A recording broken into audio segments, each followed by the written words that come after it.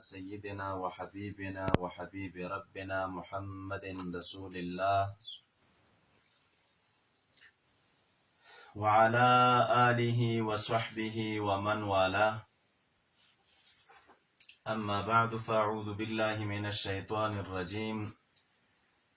بسم الله الرحمن الرحيم.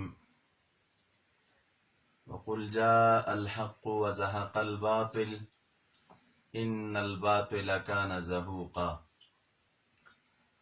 صدق الله خالقنا العظيم. ډېر د قدر وړ معزز او مکرم سامعینو ناظرین ورونو،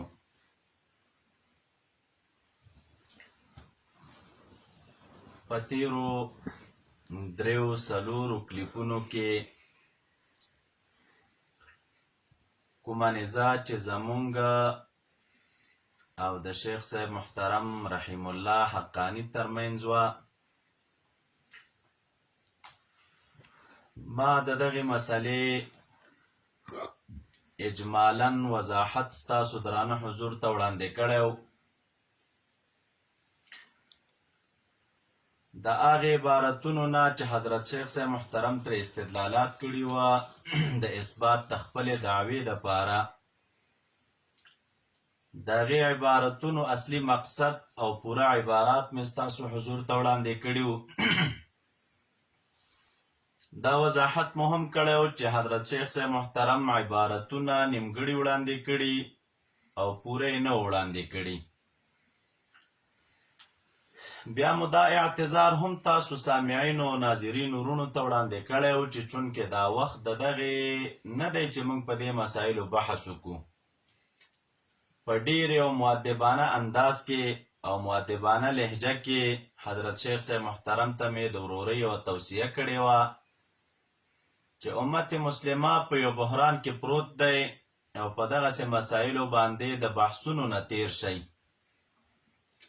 نه څه فایده لري او نه جانبین په دغې مسایلو کې قناعت کوي او زمونږ او ستاسو چې کم دښمن دی هغه ترېنه غلط استفاده کوي.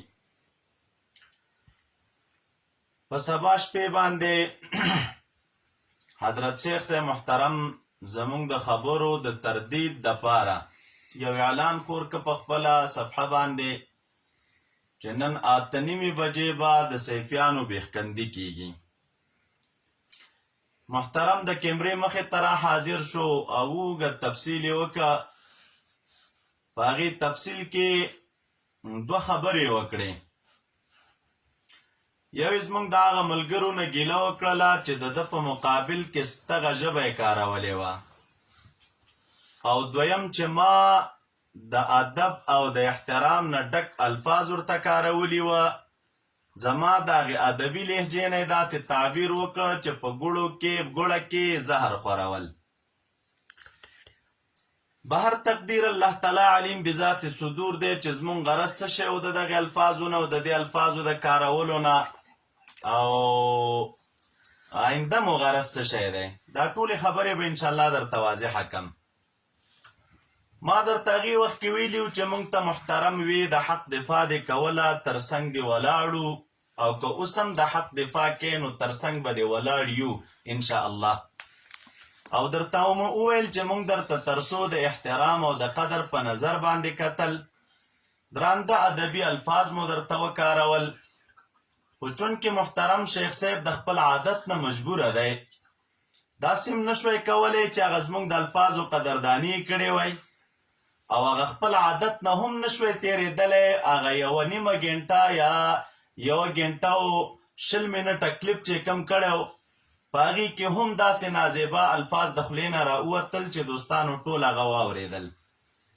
چونکې زه دغسې الفاظ مخکې مې ویلي وو چې نه یې ورته کاروم، نه مې کارولي دي او نه به یې آینده وکاروم. ولې قانون دا دی چې د لوښي نه هر هغه څه راتویږي چې په لوښي کې دن نه وي. داسې به ووایم چې شیخ صاحب محترم ستاسو باطن به د دغسې الفاظو ذخیره او خزانه وي، نو د خولې نه مو طبعا دغسې الفاظ راوځي، زما د خولې نه نه راوځي، او انشاءالله تر اخره به یې رانه وانورئ. نو بیا په هغې کې سب و شتم لعن د سپیانو غپا او پولان دا شیان د کارولي دي. نو ما خو ویل چې زموږ توصیه به واورې د ورورۍ په فضا کې او د مسلې نه به پسې ورتیر شي.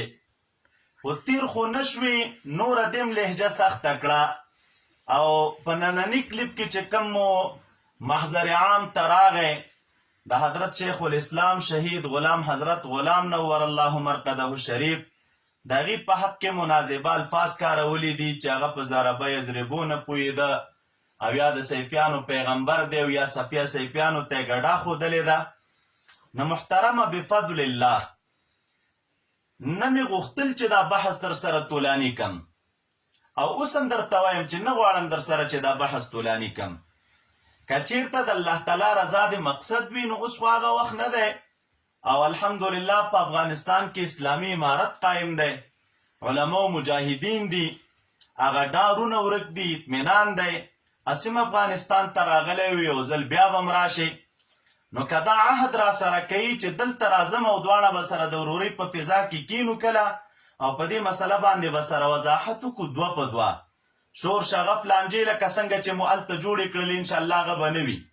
بیا هم در سره دا عهد کوم چې زما به دا اخرنی کلیپ وي او نورې دا خبرې به په دې ځي باندې ولاړې وي چې راغلې د ورورۍ په فضا کې به کینو په دې مسله باندې به بحث وکړو.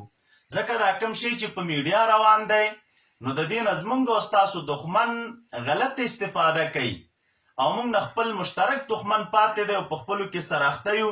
دې شي نه به پسې تیر شو او که چېرته دا شی نه منې را سره او میډیا ته راوتلی او په میډیا باندې لګیا او نازیبه الفاظ وایي چونکې د شان سره د خم نه ښکاري خو البته تا ته به ورباندې ځان ښه ښکاري او درته مې وویل چې د عادت نه مجبوره نو انشاءالله ستا د هر یوې خبرې به د الله تعالی په فضل د شریعت په چوکاټ کې دنه جواب کوم او د هرې خبرې منتظر اوسېږه چې کومه خبره دې د خولې نه راوتله کنځا دې خپلې هغه درته نه کوو ځکه هغه ستا عادت دی او علمي خبره چې دې کومه کړې وه نو علمي جواب به زموږ د خولې نه واورې د ادب په انداز کې بفضل الله.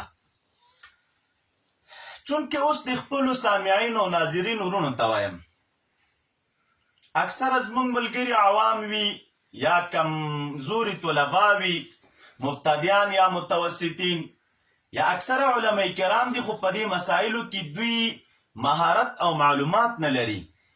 تاسو عوام ورونو ته یا د کشرانو طلبه کرامو ته اولا دا وضاحت کومه چې دا کومه نزاع زموږ او د دې خلکو ترمنځ روانه ده په دې مسله کې د دې مسلې اصل حقیقت څه شی دی.